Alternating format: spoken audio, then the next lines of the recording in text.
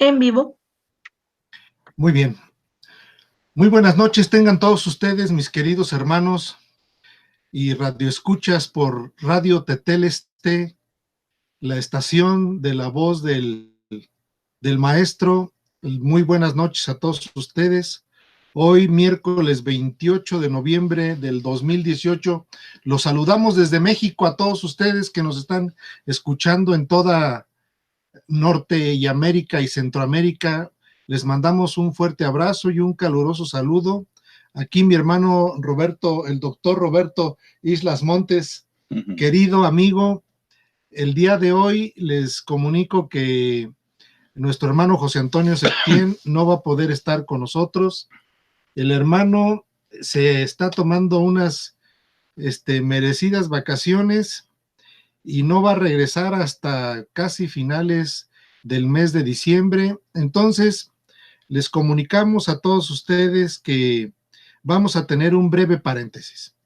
No se termina el programa, sencillamente vamos a no transmitir este programa de las charlas bíblicas durante el mes de diciembre y retomaremos todas nuestras enseñanzas con ánimos recargados y un gran entusiasmo por poder compartir con todos ustedes la palabra de Dios.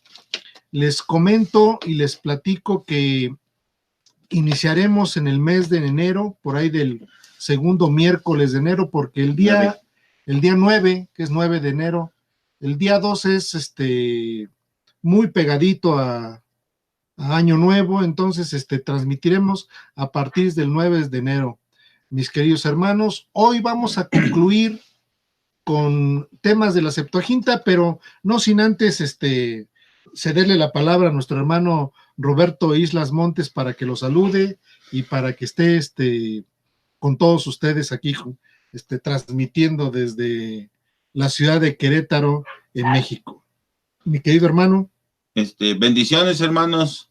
Un gusto por estar aquí con ustedes de nueva cuenta, saludándolos y pues listos para sacar conclusiones de todo lo que se ha dicho en los 9 programas. 9 programas. 9 programas anteriores y quizás aportando algún dato adicional por ahí que nos haya quedado en el tintero, pues con el gusto de que para ustedes esto de la Septuaginta haya sido un cofre de oro en el que ustedes encuentren pues toda la riqueza de Cristo en el Antiguo Testamento, que desafortunadamente tenemos perdida con el texto masorético que tradicionalmente hemos utilizado como traducción en nuestras Biblias ordinarias, y que esperamos en un futuro pues impacte un poco la idea de la Septuaginta y se hagan Biblias completas, que ese es mi máximo anhelo, de traducción directa del griego de ambos testamentos.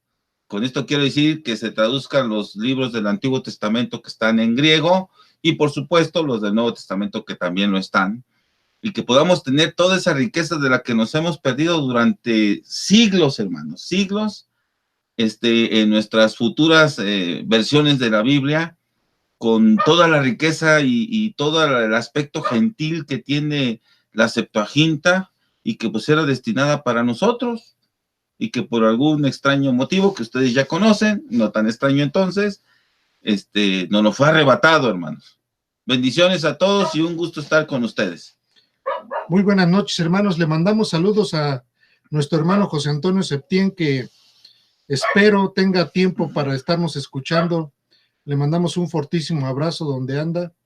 Y vamos a concluir hoy básicamente con una recapitulación de varios aspectos que hemos visto.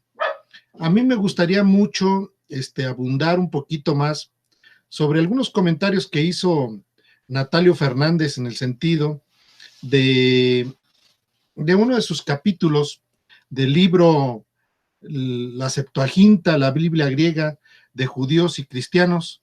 Les pongo aquí por aquí el texto, a ver si alcanza a ver. Este es el texto. Y en el capítulo 8 de Natalio Fernández, quisiera leer algunos aspectos y ahorita abundar un poquito más con nuestro hermano Roberto Islas.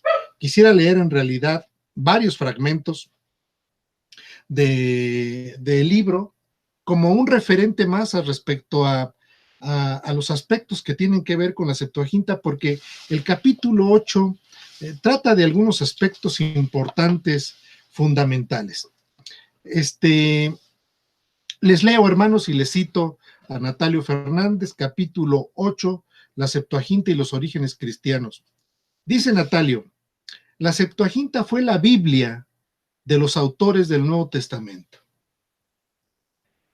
Su omnipresencia se detecta no solo en las citas, sino en las palabras claves que sirven de inspiración y facilitan a sus autores el acceso a los recursos hermenéuticos. También encontramos a la Septuaginta en otras múltiples formas de influencia. La Biblia griega se transmitió en círculos cristianos desde que fue adoptada como Biblia oficial de la Iglesia. Fue a su vez la Biblia de los primeros escritores cristianos y de los padres de la Iglesia, y sigue siendo la Biblia de la Iglesia Ortodoxa Oriental. El cristianismo primitivo se la utiliza como una obra literaria autónoma, y en la práctica los usuarios se olvidan de que es una traducción. Los autores cristianos tratan de buscar un sentido a los pasajes oscuros dentro del sistema lingüístico griego. La lengua de los padres es bíblica porque la fraseología de la versión griega aflora a cada instante en sus escritos. Y sigue diciendo: las interpretaciones, y esto es muy importante, esto es de mucha importancia, fundamental, porque dice que las interpretaciones mesiánicas y las exégesis cristológicas, lo mismo que el lenguaje teológico del cristianismo primitivo, se apoyan en la Septuaginta. Y quisiera volver a leer esta frase porque es muy, muy importante, principalmente desde la óptica que nosotros habíamos contemplado que íbamos a platicar.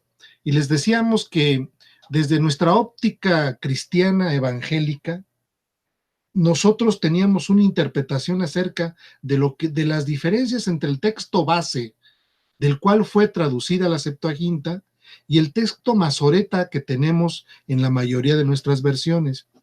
Y el texto base, evidentemente, donde fue traducida, no coincide con el texto masoreta. Sin embargo, las diferencias que nosotros hacíamos notar, y aquí empezamos a hacer una recapitulación de lo que hemos venido diciendo, es que el texto masoreta no incluye aquellos textos que comprometen al judaísmo en el sentido del carácter mesiánico de Cristo, por un lado, y por otro lado, el carácter del mensaje a los gentiles por parte del Señor Jesús y del apóstol Pablo. Pero fíjense lo que puntualiza Natalio Fernández, y lo dice de manera muy certera. Dice: las interpretaciones mesiánicas y las exégesis cristológicas, lo mismo que el lenguaje teológico del cristianismo primitivo, se apoyan en la Septuaginta. Es decir, es un aspecto fundamental. ¿Qué opinas, mi hermano? Sí, Natalio hizo un excelente trabajo en ese libro me parece que lo publica Sígueme, ¿verdad? Lo publica Sígueme. Sí, Septuaginta.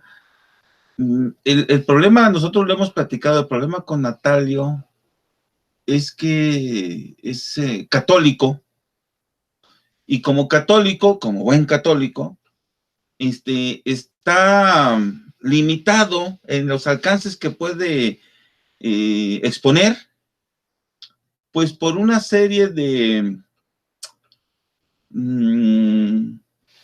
digamos, normatividad interna dentro de la Iglesia Católica derivada de los concilios. Básicamente yo diría de dos concilios: el Concilio de Trento, donde se declara auténtica la Vulgata, que recordemos que ya habíamos platicado este punto, que la Vulgata de Jerónimo tiene traducción por primera vez de lo que sería el texto masorético, y eso es el Antiguo Testamento. Ahí es donde perdimos pues la Septuaginta. Y el Concilio Vaticano que llamamos ahora primero, que en realidad nomás se llama Concilio Vaticano, hay Concilio Vaticano y Concilio Vaticano II. Este Concilio Vaticano, les digo, que llamamos primero, del siglo XIX, en el que se declara que toda interpretación debe hacerse, si bien tomando en consideración el texto original, debe de estar sustentado y avalado por la Vulgata. Esto limita el uso, digamos, o traducciones dentro del catolicismo, porque hasta hoy no conozco que se haya quitado esta doble idea. Sigue vigente. Sigue vigente. Ambos. Entonces, esto limita el alcance que pueda tener, por ejemplo, excelentes exégetas e intérpretes de hechos y de eventos históricos como Natalio, porque al estar limitados no pueden salirse, no pueden tener el alcance, por ejemplo, al que hemos aterrizado nosotros y que ya han expuesto, se han expuesto en los 9 programas anteriores, en los que al no tener nosotros esta limitante de sujeción a los dogmas de la Iglesia Católica, pues nosotros podemos, con la libertad del Espíritu Santo, indagar y desentrañar e incluso atrevernos a hacer un análisis diferente al texto de la Escritura. Atiendo, por ejemplo, texto que la siguiente conclusión que debería de haber sacado Natalio era que el texto importante era la Septuaginta, pero si él dijera eso, si dijera que el texto importante es la Septuaginta, en automático está golpeando a la Vulgata, es decir, porque la Vulgata es traducción del texto Masoreta, y eso lo limita, es decir, no tiene el alcance que tenemos nosotros, y no es una falta de respeto, ya lo he comentado yo, ya lo han comentado mis hermanos, que el texto masorético es un texto, pues si bien con origen en la palabra, bastante afectado con modificaciones, adiciones y derogaciones, es decir, se le han quitado, se le han añadido y se han cambiado textos de grado tal que ya no refleja la voluntad de Dios en su expresión óptima y plena. Yo lo he dicho con palabras a lo mejor muy duras, pero para mí ya el texto masorético es solo un cascarón en el cual Cristo ya no está y en el que el destino gentil también se ha quitado. Y esos dos elementos tan importantes han sido preservados en la Septuaginta. Por eso yo al principio del programa les decía que es mi anhelo que algún día futuro tengamos traducciones tanto para el Antiguo como el Nuevo Testamento directamente desde el griego para ambos. Cosa que les digo, Natalio no podría exponer, porque en caso de exponerlo, pues se saldría y le pasaría quizás lo que le ha pasado a otros que se han atrevido a exponer en contra de los concilios algo, caso de Kuhn y otros, Hans Kuhn. Ajá, Hans Kuhn y otros más que pues han sido violentamente limitados, hasta los han quitado sus clases en las universidades pontificias y porque han expuesto ideas pues contra los dogmas católicos como el papado, la virginidad perpetua virginidad de María, cosas así, y pues los han segregado. Entonces Natalio, que pues es excelente, pues no avanzó al siguiente paso, pero su material es excelente, nos muestra, digamos, todo el aspecto histórico. Contra ese no hay nada que hacer, porque los hechos ahí están, son hechos específicos que ahí están. El problema, les digo, es el alcance que se les pueda dar y a lo cual, pues, hay una limitante. Y para nosotros ha sido un excelente referente porque el contar con la Septuaginta traducida, para todos aquellos que no tenemos el dominio total del griego, enfrentar lo que Natalio traduce con respecto al Masoreta, pues nos ha dado mucha luz en el sentido de que hemos podido identificar aquellos textos mesiánicos que han sido mutilados, aquellos textos gentiles que también han sido mutilados y muchas variantes que hemos encontrado, es decir, les hemos ido mencionando a través de los programas varios de esos ejemplos que hemos citado, pero tenemos listas, hermanos, aproximadamente de unos 700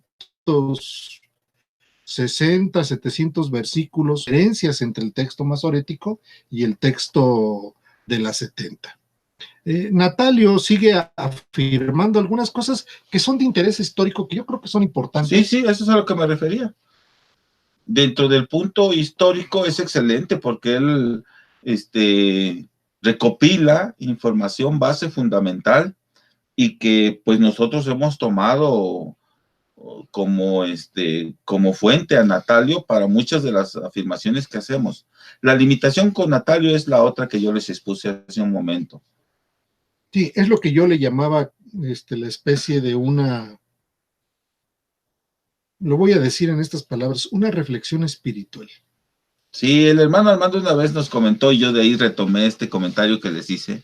Él nos dijo así, con palabras más o palabras menos, que pues es una cuestión de actividad del Espíritu Santo.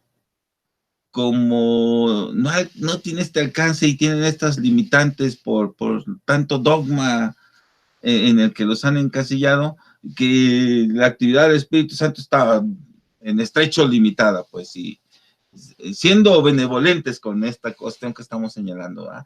Y digamos, desde nuestra perspectiva, se mueve con mucha más libertad el Espíritu Santo acá en el mundo cristiano, evangélico, o si quieren hasta más extensivo, protestante, ¿verdad?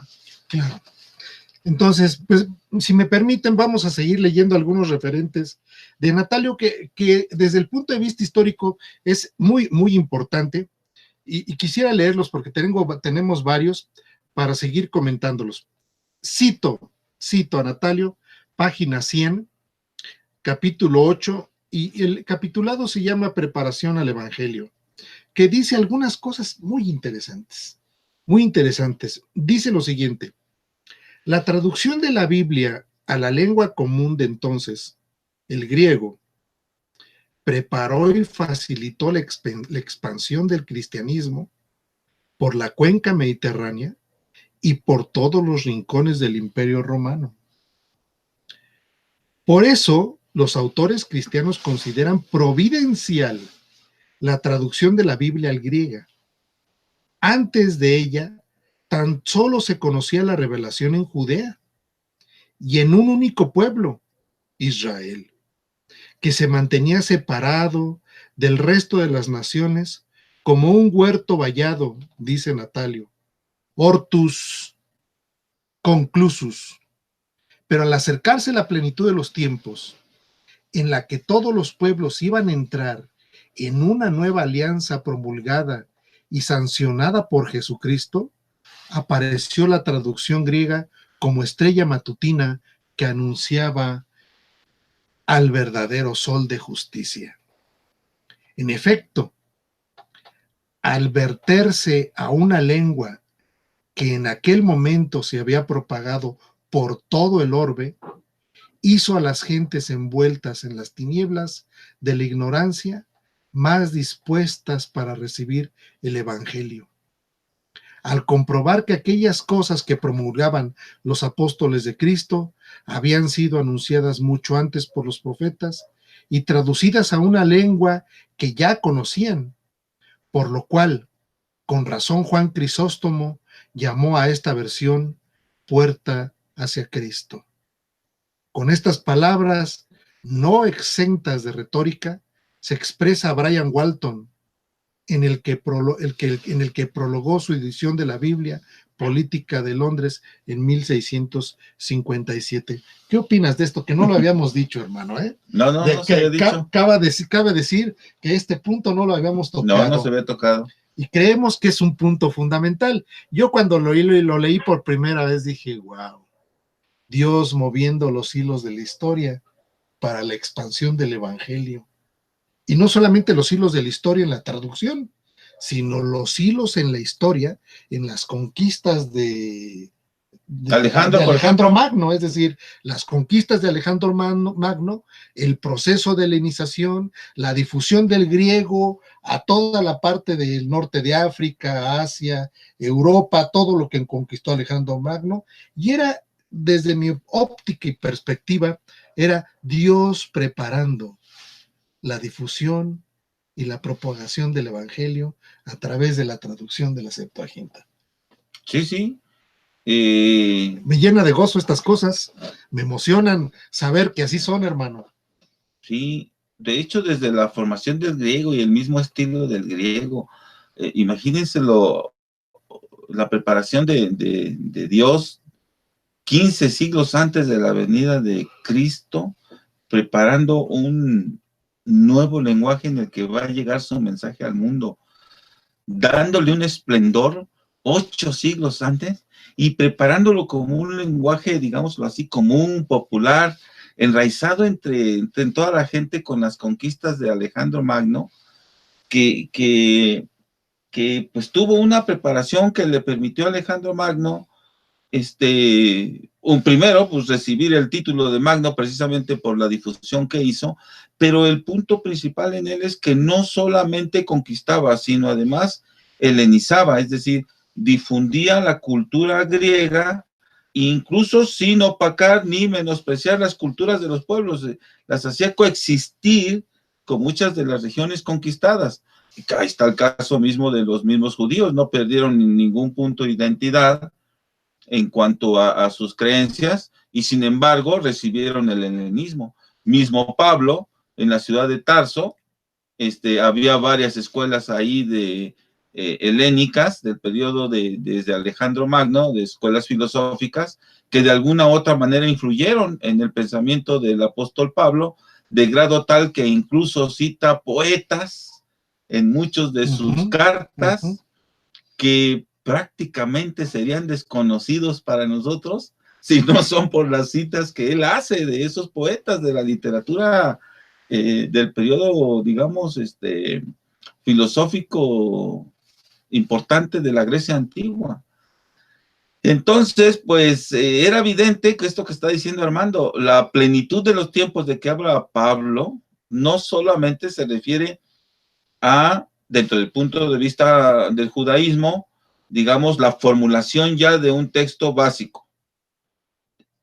No solo incluye eso, incluye la propia traducción de la Septuaginta al griego y más aún el escenario histórico en el que se ha de desenvolver toda la trama y drama de la divulgación del Nuevo Testamento y el arribo del Señor Jesucristo y el periodo apostólico, para sentar una base extraordinaria, hermano, que nunca debimos de haber perdido, ¿no? Y que pues por cuestiones de la historia, un poco por culpa de Jerónimo o un mucho, y gente de ese momento que se dejó convencer por el judaísmo del siglo IV, pues tuvo estos estragos que ha tenido hasta ahora, y que pues en nuestro alcance, mi medida, estamos propugnando pues porque de alguna manera se retome, ¿verdad? Se retome la Septuaginta como un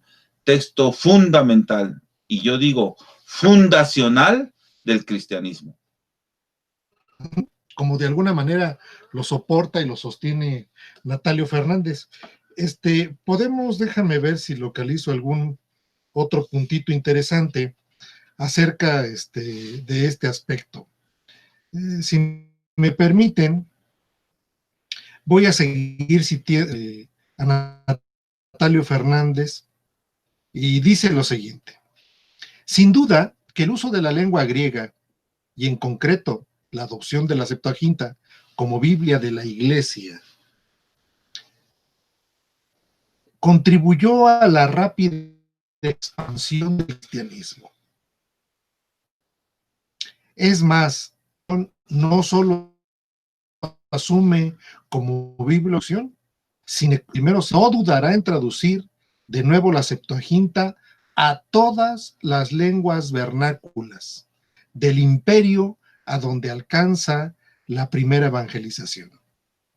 Por eso se ha llegado a hablar de la actividad específicamente cristiana y del cristianismo como una religión de traducción, comparando con el judaísmo o el islam, que utilizan en su liturgia solo textos originales en el hebreo y en el árabe, respectivamente. Como diría Teodoreto de Ciro en el libro quinto de su Gracorum Affectium, las escrituras no solo se tradujeron al griego, sino también a la lengua de los romanos, egipcios, persas, indios, armenios, escitas y hasta los sármatas. En una palabra, a todas las lenguas que en cualquier parte están en uso. Y esto, creo yo, que es el plan de Dios. El plan de Dios de, pues, la promulgación de las buenas nuevas, la promulgación del Evangelio, la programación para los gentiles. El gran plan de Dios trabajando en la difusión de su palabra, y todo gracias a un instrumento de una traducción que en este momento nosotros le llamamos y la conocemos como la versión de los 70, que en un principio no se les llamó así, ¿verdad, hermano? No. Es decir, fue hasta Agustín. Ajá. Sí, se le llamaba así como lo dijo Armando, se le llamaba la traducción de los 70, como haciendo referencia al número de traductores. Y es precisamente, de hecho, la primera noticia que tenemos es ya con Eusebio de Cesarea, donde se le llama así. Y después tenemos ya el nombre como Septuaginta, ya en los textos de Agustín. Pero me gustaría retomar un punto de lo que nos leyó ahorita Armando, importante, hermanos. Fíjense que nosotros, por lo menos acá en Querétaro, hemos batallado mucho en hacer entender a nuestros hermanos en la fe, con los que convivimos incluso, los textos que tenemos y que llamamos la Biblia, son traducciones. Son traducciones, significa que son textos que pues son de la preferencia de ciertos grupos. Acá, por ejemplo, es muy apreciada la versión Reina Valera 60. Prácticamente todos crecimos con ella. Sí, no podemos ignorar ese hecho. No. Con esa crecimos todos. Ajá. El punto es que siendo traducción es tan buena o tan mala, como quieran verlo, que cualquiera otra. Por citar un ejemplo, la Biblia de las Américas, o una que a mí me encanta mucho, que es la Biblia de Jerusalén, que por cierto es católica, pero la traducción me encanta porque hace justicia a algunos textos que la Reina Valera, por ejemplo, no les hace justicia, o que la Biblia de las Américas tampoco se los hace. Es decir, el punto es que convencer al pueblo de Dios que solo es traducción ha sido una tarea extraordinariamente compleja y difícil. Todos, cuando uno menciona que hay cosas que le faltan o le sobran o no tiene o está mal traducida, o que hay una mejor traducción, o que hay traducciones que consideramos mejores, no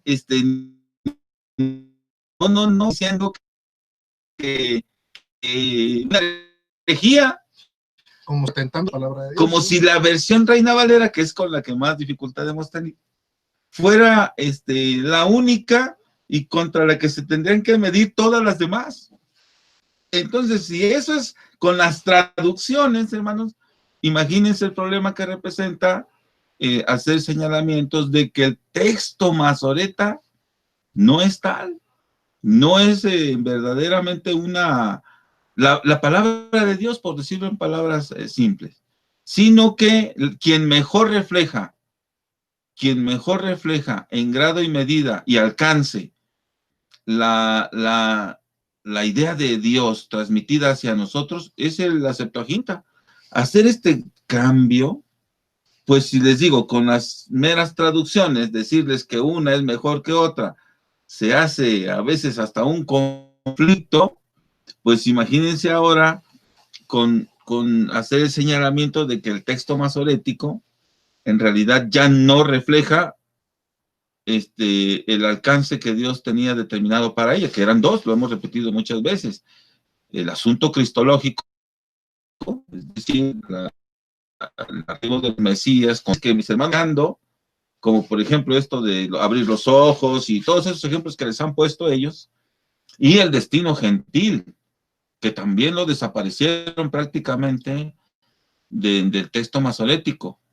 Entonces, pues nuestro ruego es que ustedes ya habiendo oído todo esto, pues tengan un parecer diferente sobre las traducciones, esas a que Natalio hace referencia, que son eso, son traducciones, y que pueden ser de preferencia de uso una más que otra, pero eso no significa que tengamos que desechar todas contra la que más nos guste. He oído, por ejemplo, acá en el mundo evangélico, que llega alguien a una congregación nueva, llega con su Reina Valera, por ejemplo, y le dicen que en esa congregación esa no es oficial, y yo me pregunto, entonces, ¿cuál es la oficial? Ah, no, pues la que se usa en esa iglesia en particular, en esa iglesia local, la que el pastor ha dicho que es la buena, y es la de su preferencia del no la activo en términos de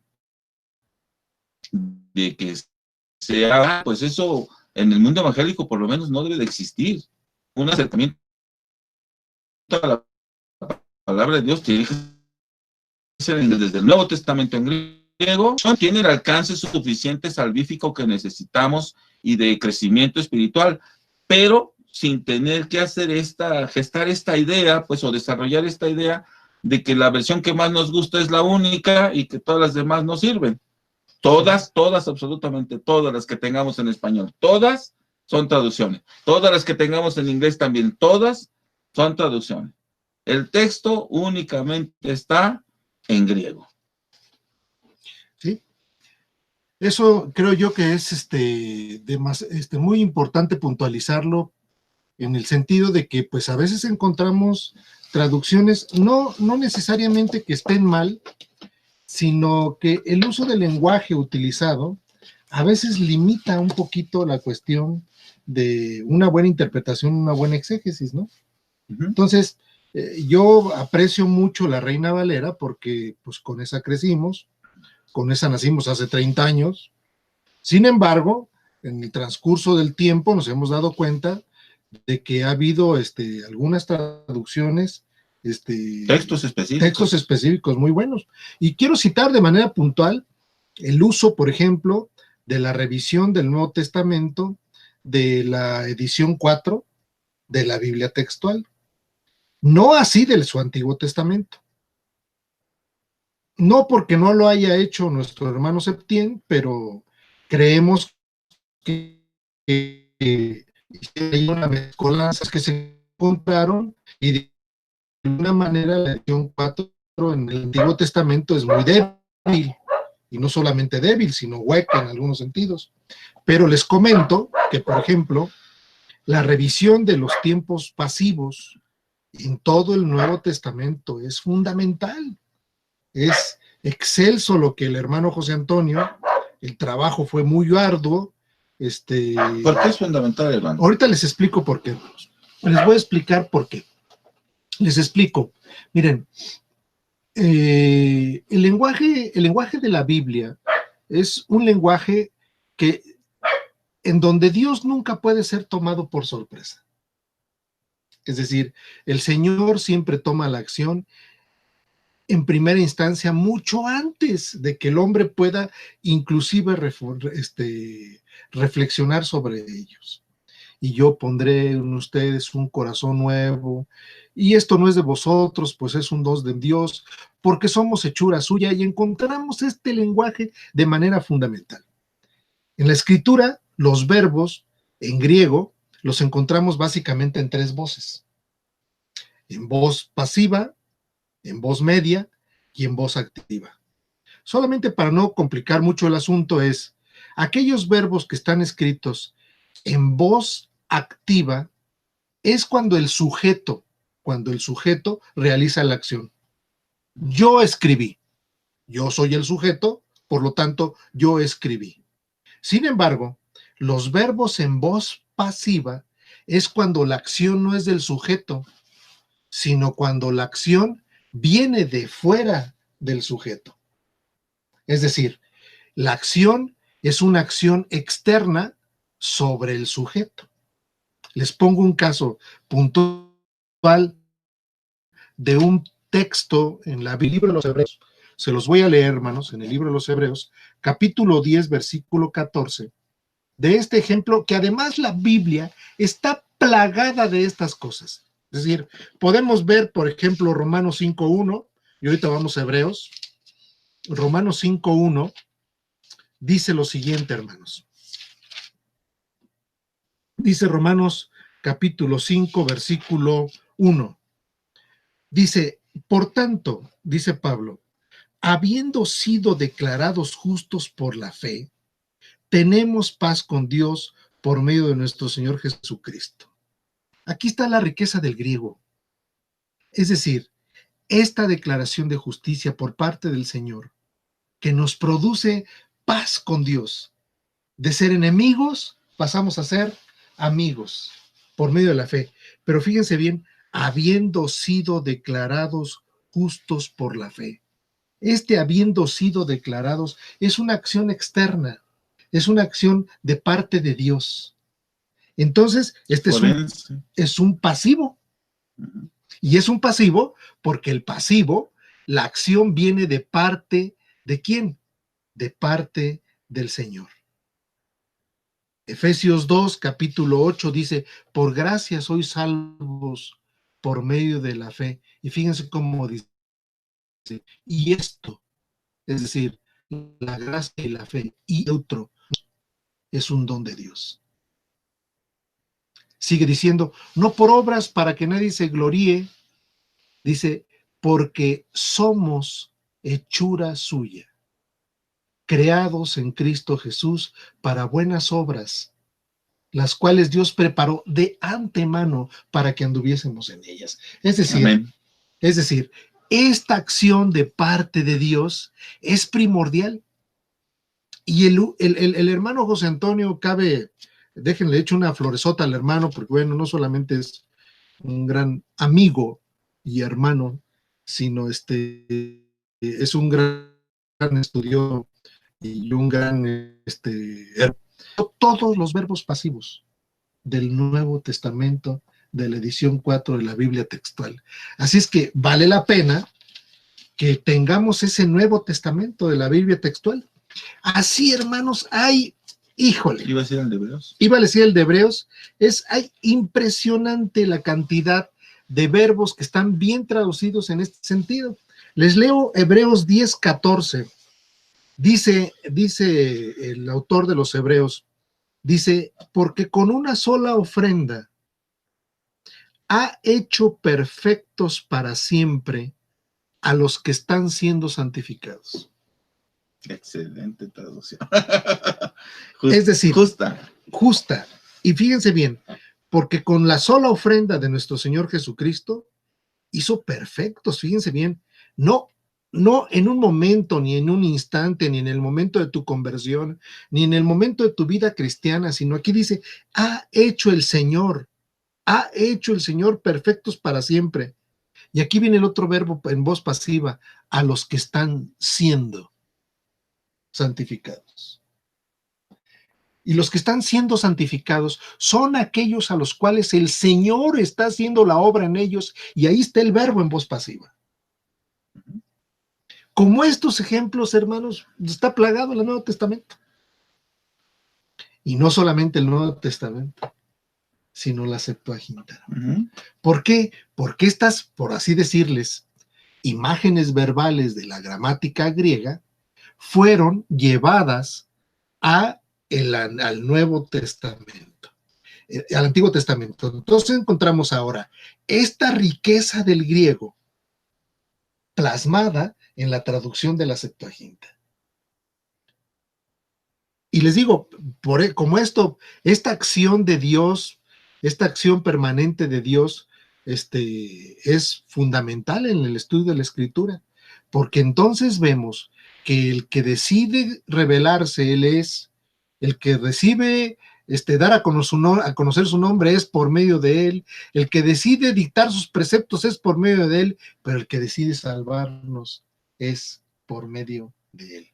No hay acción que el hombre pueda hacer en contra o a favor de sí mismo, porque es Dios el que siempre toma el primer paso. Pero este bocadito que les estamos dando es un bocadito de cómo el griego apunta a una mejor interpretación de los textos.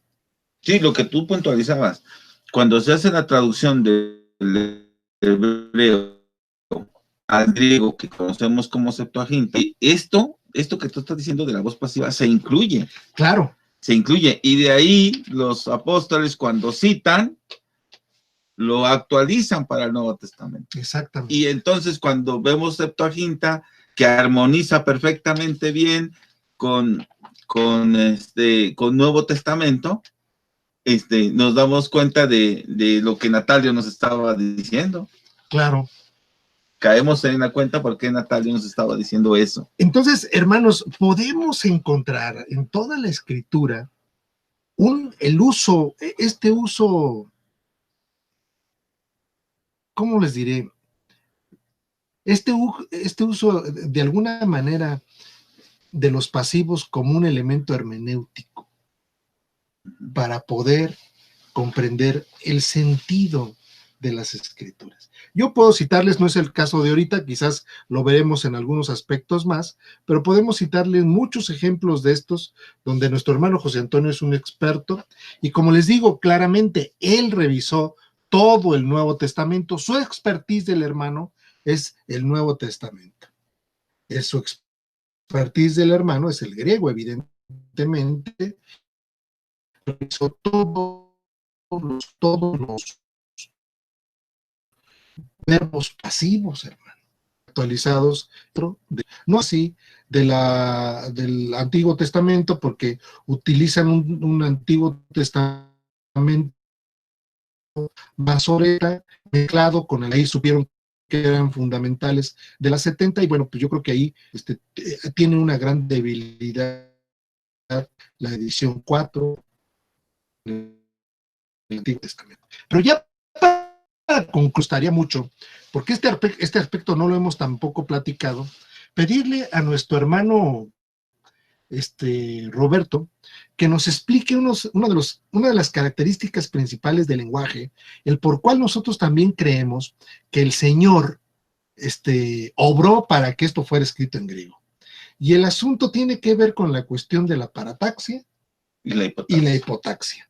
Entonces, estos dos puntos, ya para concluir, le voy a pedir a nuestro hermano Roberto, ¿puede explicar?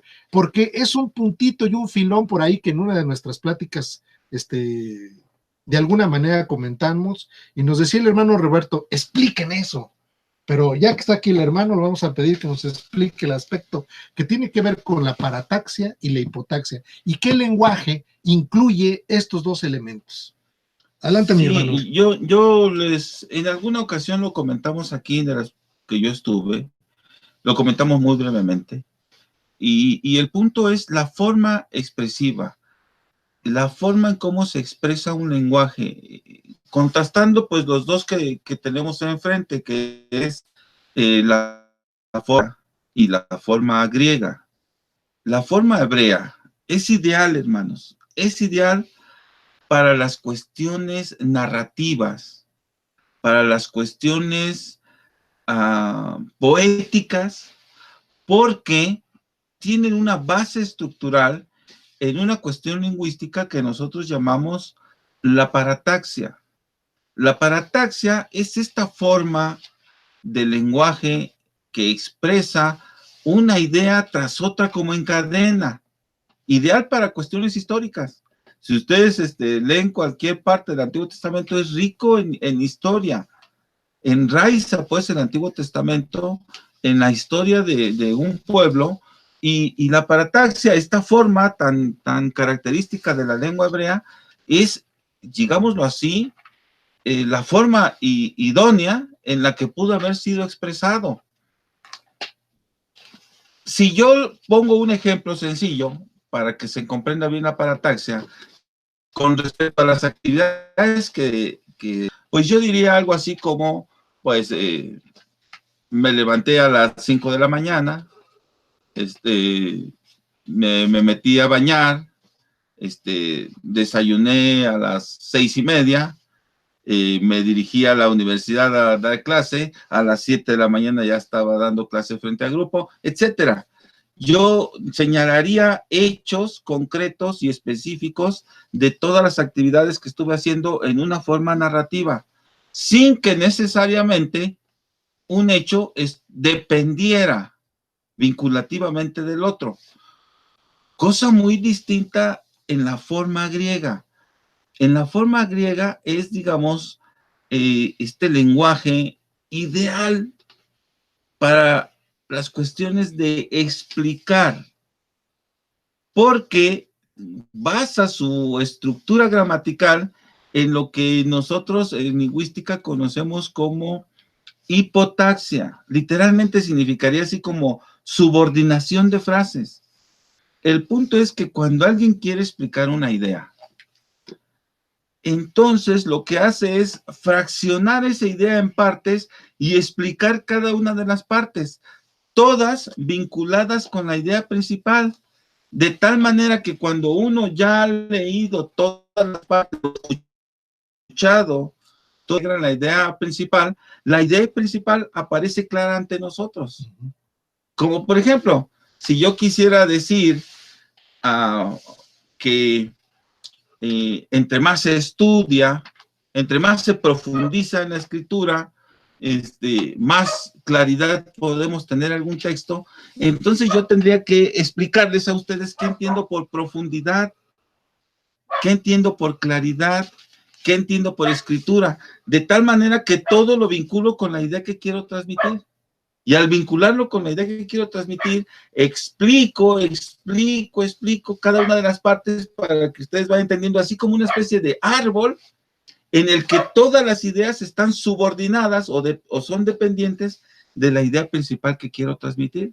Si ustedes leen cualquier parte de las cartas de Pablo, por citar solo un ejemplo, se fijan que él siempre tiene una idea que transmitir y prácticamente en toda su carta se la pasa tratando de explicar esa idea, exponiendo ejemplos y vinculando y desprendiendo de ahí cosas, fines, objetivos, motivos, causas, razones, justificaciones, todo lo que se necesita para que al final uno pueda decir, ah, sí, cierto, lo que él quería decir, la idea que él quería transmitir ya me queda clara.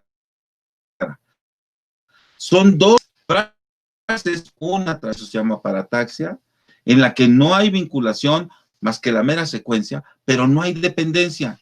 El hebreo es rico en eso. Frases paralelas. Son frases una tras otra, seguidas. Cuando se quiere explicar una frase porque no quede clara, se hace una frase paralela. Por ejemplo, si yo decía, me levanté a correr, y luego alguien diría, ¿y cómo habrá corrido? Y yo podría poner una frase paralela a esta diciendo, corrí como liebre, y cualquiera entendería que corrí muy rápido. Claro. Esa es una frase que explica la anterior, pero que no es dependiente de ella en términos de que si no está dicha una, no se entendiera la otra. Les digo, esa es la diferencia. En el griego, la hipotaxia es cuestión estructural. Por eso a nosotros siempre nos ha parecido que la selección del idioma griego por parte de Dios para hacer llegar el Nuevo Testamento fue algo pleno, planeado, bien determinado, que así fuera. Y en el caso del hebreo, pues la forma ideal para preservar hechos, básicamente, que es la parte más importante, también cumplió esta función. Es decir, en la antigüedad, el que fuera en hebreo cumplió esta doble función. Primero, porque la estructura gramática, preservar prácticamente los hechos divinos en su justa dimensión histórica, y además porque se necesitaba que no se extendiera a todo el mundo, sino que estuviera vinculado con un pueblo. Todavía no llegaba a la plenitud de los tiempos para abrir el evangelio a todo el mundo. Eso va a corresponder precisamente en parte a la Septuaginta y con mayor esplendor al Nuevo Testamento, pero ya todo en griego, ya todo explicar. Ahí es donde está lo ideal de esta estructura que es muy característica del griego y que llamamos hipotaxia. Qué soberbia sabiduría de Dios, ¿verdad? No, planeado, completamente planeado, hermano, completamente. Bien. Hermanos, pues vamos a concluir nuestro último programa de Septuaginta, no sin antes leerles un texto que quisiera que ustedes reflexionaran con respecto a esto que el Señor ha querido hacer de manera unilateral. Así lo puedo decir. Esta manera de cómo el Señor expresa ese sentir hacia sus hijos y que lo expresa de una manera excelsa, llena de sabiduría, amor, misericordia, salvación, justicia y todo aquello, pero que de alguna manera refleja este sentir que nosotros hemos tenido. Y voy a hacer una cita del Antiguo Testamento y escuchen ustedes el lenguaje del Señor, que lo encontramos de alguna manera expresado en estos verbos de tipo pasivo. Dice el Señor: yo rociaré, y rociaré agua limpia sobre vosotros, y seréis limpios de todas vuestras inmundicias, y os limpiaré de todos vuestros ídolos. Os daré un corazón nuevo, y pondré un espíritu nuevo dentro de vosotros. Y quitaré de vuestra carne el corazón de piedra, y os daré un corazón de carne. Pondré dentro de vosotros, y haré que andéis en mis estatutos, haréis mis preceptos, pongáis por. Ahí está nuestro esfuerzo, nada. Minimizado a cero. No quise dejar de leer un aspecto fundamental de la Escritura, que la encontramos de alguna manera expresada en estos. Hermanos, no solamente les damos las gracias por tener esta oportunidad de haber transmitido para ustedes durante todo este año. Quiero comentarles que sacamos nosotros por ahí el número de programas que llevamos, y son aproximadamente 42 programas, hermanos, al transcurso de este año. Estamos hablando de 42 horas de transmisión. Les mandamos un abrazo y un saludo a nuestros hermanos de Radio Teteleste, a nuestra hermana Carla Díaz, a nuestro hermano Víctor Troncoso por la disposición y el tiempo. Por ahí a nuestro hermano Francisco también le damos las gracias por haber apoyado estas transmisiones, que para nosotros han sido de gran bendición, porque hemos podido expresar de alguna manera lo que el Señor nos ha dado durante muchos años. Le damos gracias al Señor por todos ustedes, por su tiempo para escucharnos. Les mandamos un fortísimo y caluroso abrazo desde la ciudad de Querétaro, acá en la Ciudad de México. Al día de hoy una ciudad fría, porque está haciendo frío. Damos gracias a todos los hermanos que nos oyen en Vancouver, en Washington, en California, en toda la Ciudad de México, en Celaya, en la ciudad del Estado de México, en la Ciudad de México. Nos oyen por ahí en Jalapa, también los bendecimos y les damos la honra a todos aquellos que nos oyen, pero principalmente a nuestro Señor de Gloria. A nuestro Señor de Gloria, que nos ilumina con todas estas cosas. Les damos un fuerte abrazo a todos nuestros hermanos que nos oyen en Latinoamérica, en Sudamérica y en Centroamérica. Son muchos, hemos sabido que nos oyen en la isla Margarita de Venezuela, en Costa Rica, en Colombia, en Nicaragua hemos recibido, en Perú, obviamente a nuestros hermanos de Chile que han tenido esta disposición. Les mandamos un fraterno saludo a todos ustedes y les comunicamos, hermanos, que vamos a hacer un breve paréntesis solamente por el mes de diciembre, ya que el hermano José Antonio va a salir de vacaciones y yo también. Entonces no quisiéramos que de alguna manera se conectaran y que no hubieran abierto el programa en el mes de diciembre y dijeran, ¿qué pasó? No, lo que pasó es que sencillamente Andamos de vacaciones. Andamos de vacaciones. Al día de hoy, nuestro hermano José Antonio Septién, ya se los comentaba, anda lejos de aquí. Si nos oye, le mandamos un fraternal saludo a él y a su familia, porque anda con su familia. Y retomaremos, si Dios nos lo permite y nos da vida, estas charlas bíblicas, La Voz del Maestro, en Radio Teteleste, a partir del 9 de enero, segundo miércoles del mes de enero, con charlas bíblicas interesantes. Les mandamos un fuerte saludo. ¿Algo más que quieras agregar, mi hermano? Pues nada, que estamos trabajando a marchas forzadas con algunos textos que consideramos importantes para ustedes, hermanos, particularmente sobre Trinidad. Ya hemos platicado mucho, ya lo llevamos avanzados. Quisiéramos, pues no sé si nos dé tiempo para enero, pero quizás despuesito de eso ya podamos presentar ante ustedes algo sobre este punto tan delicado del cristianismo, que es definitorio, pues, de nuestra forma de ver a Dios y cómo Él nos trata a nosotros y cómo tenemos relación con su ser más interior, ¿verdad? Que nos hace partícipes de eso, hermano. Pero ya platicaremos si como dijo mi hermano Armando, si el Señor de la gloria, como dice Pablo cuando se refiere a Cristo y se deleita en Él, dice, mi Señor de la gloria, es una expresión que a mí me impactó mucho cuando la leí. Si el Señor de la gloria, hermanos, nos permite estar con ustedes en sesiones futuras por allá el próximo año. Muchas gracias, hermanos, bendiciones y felices fiestas y todo lo que viene por ahí, que a veces son de mucha comida. No coman tanto, hermanos. Bendiciones, bendiciones, hermano. Gracias.